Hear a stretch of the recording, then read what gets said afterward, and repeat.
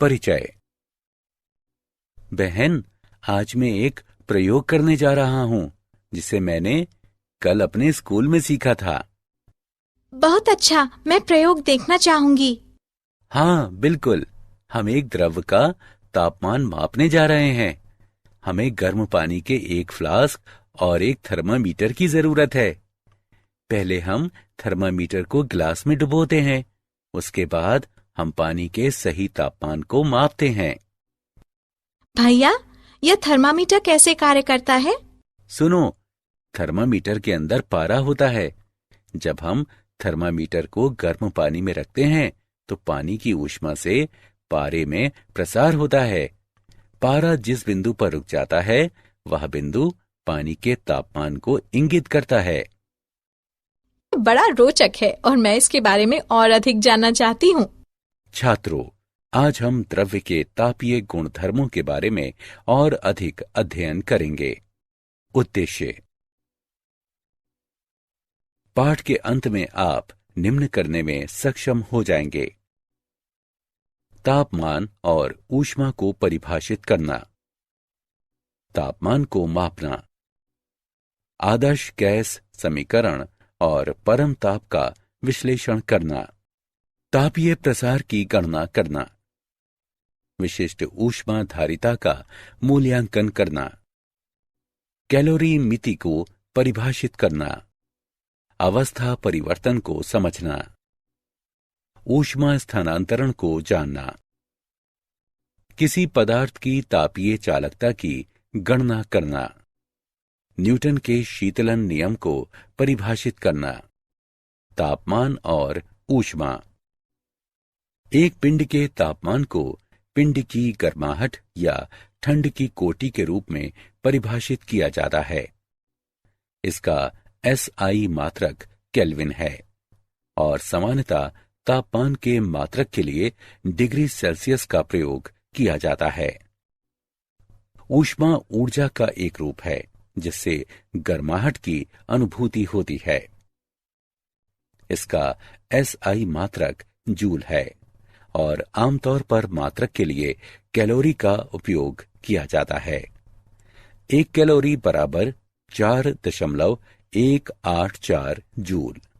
इसका विमीय सूत्र ml² T⁻⁻²। तापमान का मापन। किसी पिंड के तापमान को मापने के लिए जिस उपकरण का उपयोग किया जाता है उसे थर्मामीटर कहते हैं। थर्मामीटर को विभिन्न पैमानों पर डिजाइन किया जाता है जो इस प्रकार है: सेल्सियस पैमाना, फ़ारेनहाइट पैमाना, केल्विन पैमाना और र्यूमर पैमाना। जल के क्वथनांक को ऊपरी नियत बिंदु कहते हैं। जल के हिमांक को निचला नियत बिंदु कहते हैं। विचार करें कि किसी पिंड का सेल्सियस पैमाने पर तापमान C हो और फ़ारेनहाइट पैमाने पर तापमान F हो तो C/100 बराबर F-32/180।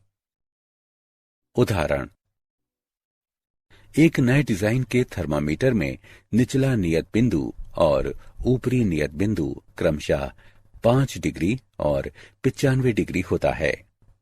50 डिग्री सेल्सियस के संगत इस पैमाने पर तापमान की गणना करें। आइए हल देखें। मान लें कि 50 डिग्री सेल्सियस के संगत पैमाने पर तापमान थीटा है तो θ-5/95 बराबर C/100। सरल करने पर हम प्राप्त करते हैं θ-5/90 बराबर 50/100, अतः थीटा बराबर 50 डिग्री।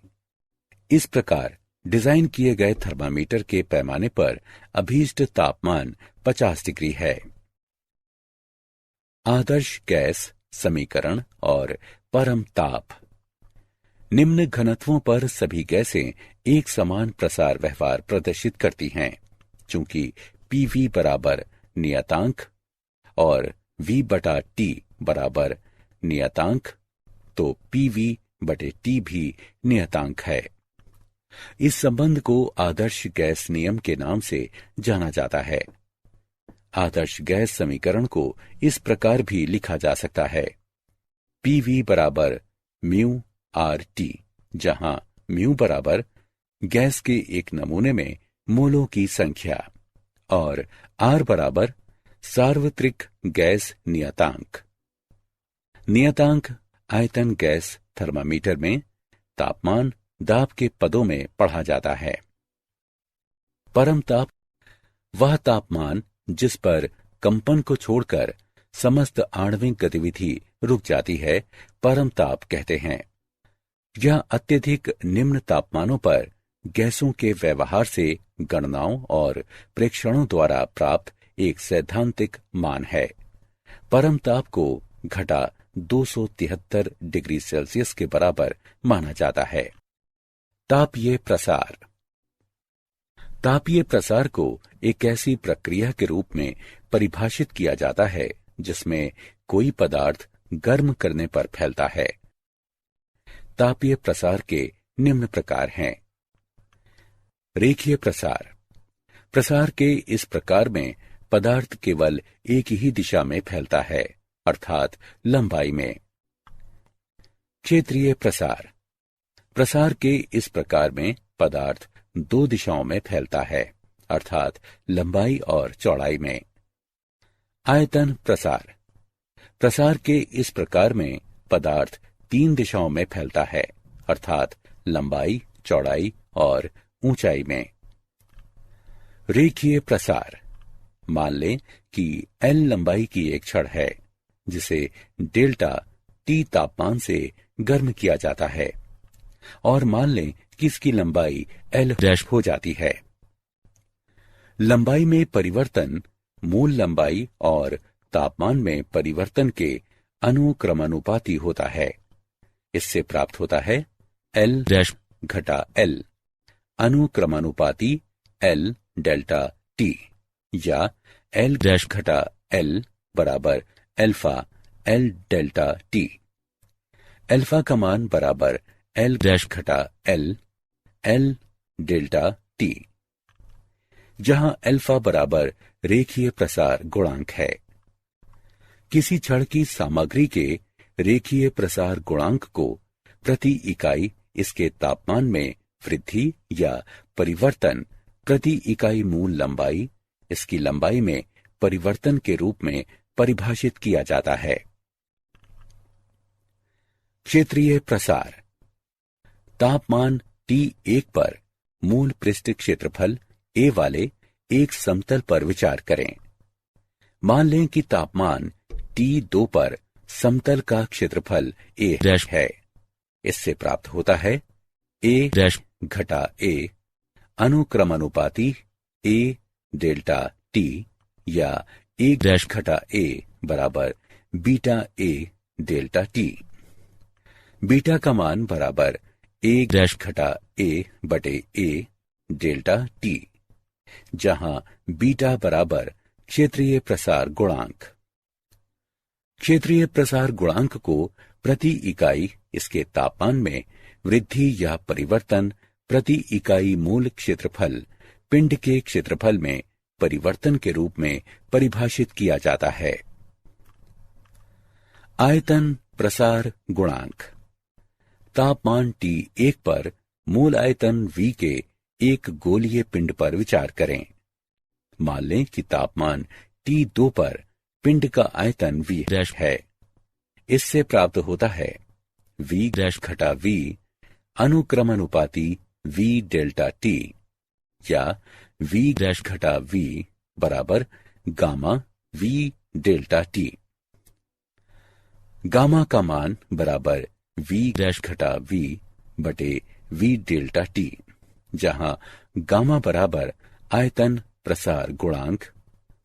आयतन प्रसार गुणांक को इसके तापमान में प्रति डिग्री वृद्धि या परिवर्तन प्रति इकाई मूल आयतन पिंड के आयतन में परिवर्तन के रूप में परिभाषित किया जाता है। विशिष्ट ऊष्मा धारिता। किसी पदार्थ की विशिष्ट ऊष्मा को इसके इकाई द्रव्यमान के तापमान को 1 डिग्री सेल्सियस बढ़ाने के लिए आवश्यक ऊष्मा की मात्रा के रूप में परिभाषित किया जाता है। इसे C से निरूपित करते हैं। इसका SI मात्रक जूल प्रति किलोग्राम प्रति केल्विन है। इसका विमीय सूत्र m to the power 0 L square T to the power minus 2 K to the power minus 1. m द्रव्यमान वाले किसी पदार्थ के तापमान को डेल्टा T तक बढ़ाने के लिए इसे दी गई ऊष्मा की मात्रा है H बराबर mc डेल्टा T, जहां H बराबर आवश्यक ऊष्मा की मात्रा और C बराबर पिंड की विशिष्ट ऊष्मा। कैलोरीमिति ये वो विधि है जिसमें किसी पिंड द्वारा अवशोषित या मुक्त की गई ऊष्मा की मात्रा को मापा जाता है, उसे कैलोरीमिति कहते हैं। ऊष्मा की हानि या अर्जित की गई ऊष्मा बराबर ms थीटा, जहां m बराबर द्रव्यमान, s बराबर सामग्री की विशिष्ट ऊष्मा और थीटा बराबर तापमान में परिवर्तन। कैलोरीमिति ऊर्जा संरक्षण के सिद्धांत पर आधारित है। इसके अनुसार गर्म पिंडों द्वारा मुक्त की गई ऊष्मा ठंडे पिंडों द्वारा अर्जित की गई ऊष्मा के बराबर होती है। कैलोरीमिति के लिए आवश्यक है कैलोरीमीटर से ऊष्मा बाहर न जाने पाए, लिए गए विभिन्न पदार्थों के मध्य कोई रासायनिक अभिक्रिया न हो। अवस्था परिवर्तन। द्रव्य सामान्यतः 3 अवस्थाओं में पाया जाता है, ठोस, द्रव और गैस। इन अवस्थाओं में से एक से दूसरे में रूपांतरण अवस्था परिवर्तन कहलाता है। पिघलना। ठोस से द्रव में अवस्था परिवर्तन। गलनांक वह बिंदु जिस पर किसी नियत ताप पर कोई ठोस और इसकी द्रव अवस्था समया अवस्था में हो। वाष्पीकरण। द्रव से वाष्प में परिवर्तन। क्वथनांक वह तापमान जिस पर पदार्थ की द्रव और वाष्प अवस्थाएं साथ साथ होती हैं। विलय। द्रव से ठोस में अवस्था परिवर्तन। पुनर्हिमायन। दाब के अंतर्गत क्रमिक रूप से पिघलना और बर्फ के 2 खंडों से दाब को हटाने पर जमना। ऊर्ध्वपातन। बिना मध्यस्थ द्रव अवस्था से गुजरे ठोस अवस्था से सीधे गैस अवस्था में रूपांतरण की प्रक्रिया। गुप्त ऊष्मा। अवस्था परिवर्तन के दौरान किसी पदार्थ द्वारा अवशोषित या मुक्त की गई ऊष्मा की मात्रा, जैसे कि नियत तापमान एवं दाब पर बर्फ का जल में बदलना। ऊष्मा स्थानांतरण। ऊष्मा 3 तरह से संचरित हो सकती है, चालन द्वारा, संवहन द्वारा, विकिरण द्वारा। चालन। किसी ठोस पदार्थ के एक सिरे से दूसरे सिरे तक घटक कणों की वास्तविक गति के बिना ऊष्मा स्थानांतरण। संवहन। घटक कणों की वास्तविक गति से ऊष्मा उच्च तापमान वाले क्षेत्र से निम्न तापमान वाले क्षेत्र की ओर स्थानांतरित होती है। विकिरण। ऊष्मा उच्च तापमान वाले एक पिंड से निम्न तापमान वाले एक दूसरे पिंड तक उनके बीच किसी प्रत्यक्ष संपर्क के बिना स्थानांतरित होती है। किसी पदार्थ की तापीय चालकता किसी ठोस के उच्च तापमान से निम्न तापमान की ओर स्थानांतरित ऊष्मा की मात्रा इसके पृष्ठों के अनुप्रस्थ क्षेत्रफल, दोनों पृष्ठों के मध्य तापांतर, समय के अनुक्रमानुपाती और दोनों पृष्ठों के मध्य की दूरी के व्युत्क्रमानुपाती होती है। इससे प्राप्त होता है Q बराबर KA T1 घटा T2 T बटे D, जहां K एक समानुपाती नियतांक है और इसे पदार्थ की सामग्री का तापीय चालकता गुणांक कहते हैं। किसी पदार्थ के तापीय चालकता गुणांक को एकांक समय में उस पदार्थ के एकांक घन के एक पृष्ठ से इसके विपरीत पृष्ठ की ओर स्थानांतरित ऊष्मा की मात्रा के रूप में परिभाषित किया जा सकता है जब इन दोनों पृष्ठों का तापांतर एकांक हो। उदाहरण, आइए तापीय चालकता का एक उदाहरण लेते हैं। बराबर लंबाई की दो छड़ें A और B हैं। प्रत्येक छड़ के सिरों का तापमान T1 और T2 है। क्या शर्त है कि छड़ों A और B से ऊष्मा के प्रवाह की दरें बराबर हो जाएं? आइए हल देखें। दिया है L1 बराबर L2। क्योंकि छड़ों से ऊष्मा के प्रवाह की दरें बराबर हैं, इसलिए डेल्टा Q1 बटे डेल्टा T बराबर डेल्टा Q2 बटे डेल्टा T। व्यंजक को हल करने पर हमें प्राप्त होता है A1 बटे A2 बराबर L1 बटे L2 गुणा K2 बटे K1। अतः A1 बटे A2 बराबर K2 बटे K1। इस प्रकार दोनों छड़ों का अनुप्रस्थीय क्षेत्रफल उनकी तापीय चालकताओं के व्युत्क्रमानुपाती होना चाहिए। न्यूटन का शीतलन नियम। इसके अनुसार एक पिंड के शीतलन की दर पिंड के तापांतर और परिवेश के अनुक्रमानुपाती होती है। शीतलन की दर अनुक्रमानुपाती T घटा T0। यह नियम वैध है जब तापांतर बहुत अधिक ना हो। आइए उपपत्ति देखें। विचार करें कि तापमान T पर एक पिंड T0 तापमान वाले परिवेश में है, तो पिंड द्वारा प्रति सेकंड उत्सर्जित ऊर्जा है E बराबर सिग्मा अवयव है A T घटा T0 गुणा T जमा T0 गुणा T वर्ग जमा T0 वर्ग। चूंकि T0 के अत्यंत निकट है, अतः E अनुक्रमानुपाती T घटा T0 है। शीतलन की दर अनुक्रमानुपाती T घटा T0 है। यही न्यूटन का शीतलन नियम है। क्या आप जानते हैं, कैलोरीमिति वह विज्ञान है जो परिवेश के साथ विनिमय की गई ऊष्मा को मापकर किसी निकाय की ऊर्जा में परिवर्तनों का निर्धारण करती है। एक आदर्श गैस के लिए आयतन तापीय प्रसार प्रक्रिया के उस प्रकार पर निर्भर करता है जिसमें तापमान बदलता है। दो ज्ञात दशाएं हैं, समदाबी परिवर्तन जहां दाब को नियत रखा जाता है और रुद्धोष्म परिवर्तन जहां कोई कार्य नहीं किया जाता और एंट्रोपी में कोई परिवर्तन नहीं होता है। अलग अलग तापमान वाले परिवेश में रखी कुछ तापमान वाली एक वस्तु के ताप परिवर्तन को स्वरूप देने के लिए न्यूटन के शीतलन नियम का प्रयोग किया जाता है। सारांश। आइए हमने जो कुछ सीखा है उसे संक्षेप में दोहराएं।